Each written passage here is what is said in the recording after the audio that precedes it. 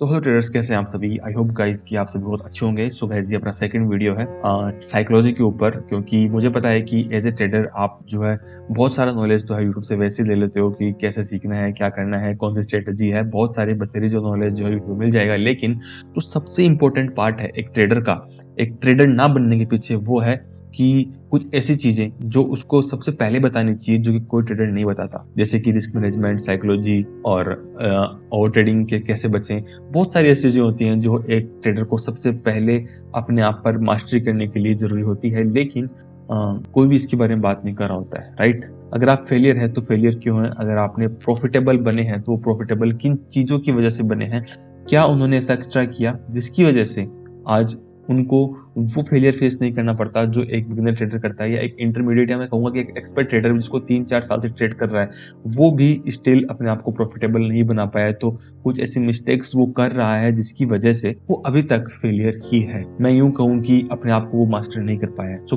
कौन सी ऐसी गलतियां हैं जिसको इम्प्रूव करके, जिस पर अपन कमांड करके अपन अपनी ट्रेडिंग को बहुत ज्यादा इम्प्रूवमेंट कर सकते हैं। गाइस सच बताऊं ना तो ट्रेडिंग मुश्किल इसलिए नहीं होती क्योंकि मार्केट टफ होता है, या अपन जो है सही स्किल नहीं सीख पाते हैं, सही स्ट्रेटजी नहीं सीख पाते हैं।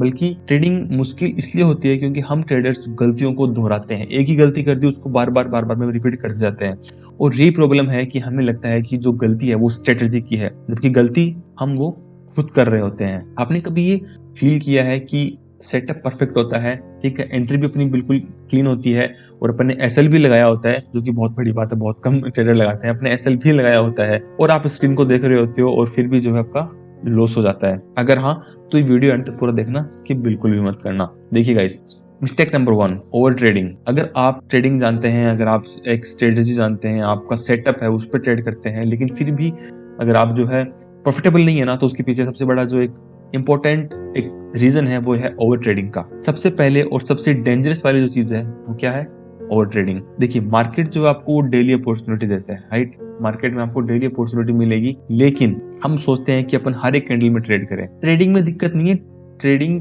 के अंदर ट्रेड करने की जो चुल है, हर वक्त, हर मिनट, हर एक घंटे में जो ट्रेडिंग करने की चुल होती है गाइस, वो हमें कहीं ना कहीं एक प्रॉफिटेबल ट्रेडर बनने से रोकती है। और सच बोलूं तो प्रॉफिट्स कम ट्रेड्स में बनते हैं और लॉस ज्यादा ट्रेड में। आप जितनी कम ट्रेड करोगे, यानी जितनी क्वालिटी ट्रेड कर पाओगे, आपकी ट्रेड जितनी कम होंगी उतनी क्वालिटी की होंगी, और जितनी क्वालिटी ट्रेड होंगी उतना ही आपका प्रॉफिट का जो रेशियो है वो बढ़ेगा और लॉस कम होता जाएगा। भाई ट्रेडिंग में साइलेंस नाम की भी एक चीज होती है, एक सेल्फ डिसिप्लिन नाम की भी एक चीज होती है, जिसको सीखना बहुत जरूरी है अगर आप ट्रेडिंग में सक्सेसफुल होना चाहते हैं, आप ट्रेडिंग में अपने आप को प्रॉफिटेबल बनाना चाहते हैं।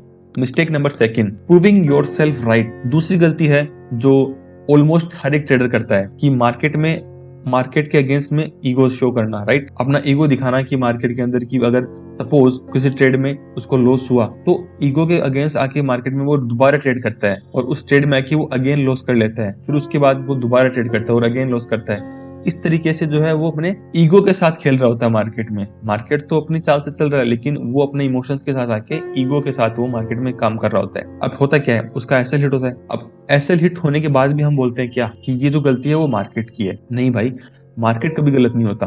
अगर एक लॉस होता है तो उसके बाद हम क्या करते हैं, हम रिवेंज ट्रेड लेते हैं। तो अब क्या कर रहे हैं, हम ट्रेड थोड़ी ना कर रहे हैं, हम तो अपने इमोशंस के साथ मार्केट में चाल चल रहे हैं, जबकि मार्केट में इमोशन नहीं चलता। Mistake number 3, strategy hopping. अब ये वाली गलती थोड़ी पर्सनल है, क्योंकि हम एक स्ट्रेटजी को 3 दिन ट्राई करते हैं और फिर बोलते हैं कि ये काम ही नहीं करती। अब एक्चुअल में होता क्या है कि स्ट्रेटजी नहीं बदलती, जो ट्रेडर है वो अपना पेशेंस खो देता है। आपने एक स्ट्रेटजी को 1 बार ट्राई किया, 2 बार ट्राई किया, 3 बार ट्राई किया, फिर आपको लगता है कि यार ये स्ट्रेटजी काम ही नहीं कर रही है, और आप अपना पेशेंस खो के एक नई स्ट्रेटजी को ऊपर काम करना स्टार्ट कर देते हो। अब होता क्या है ना कि कोई भी स्ट्रेटजी होती है उसको एटलीस्ट कुछ एक सर्टेन डेटा के साथ में काउंट किया जाता है कि ये स्ट्रेटजी कितनी वर्क करती है, कितनी नहीं करती। आप सिर्फ 3 ट्रेड से या सिर्फ 4 ट्रेड से उस स्ट्रेटजी को जज नहीं कर सकते कि स्ट्रेटजी जो है प्रॉफिटेबल है कि नहीं। तो ये 3 ऐसे मिस्टेक्स हैं जो हर एक ट्रेडर करता है, और जिसकी वजह से कहीं ना कहीं वो प्रॉफिटेबल होने के जस्ट एक स्टेप पीछे है। अब मिस्टेक्स तो हैं, लेकिन करें क्या, तो मैं बताता हूँ आपको। अगर आप एक चीज सीख लो